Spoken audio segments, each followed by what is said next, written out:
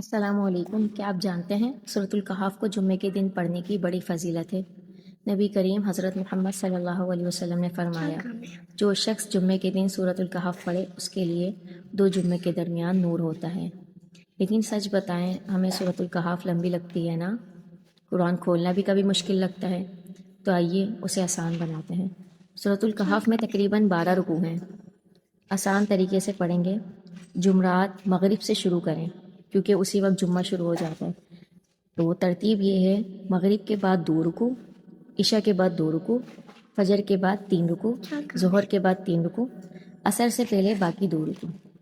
اسی طرح آرام سے تھوڑا تھوڑا پڑھ کر آپ پوری سورۃ الکہف مکمل کر لیں گے، اور آپ کو جمعے کی فضیلت بھی مل جائے گی۔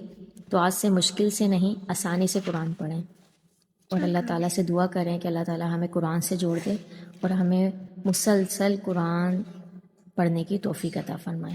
آمین، اللہم آمین۔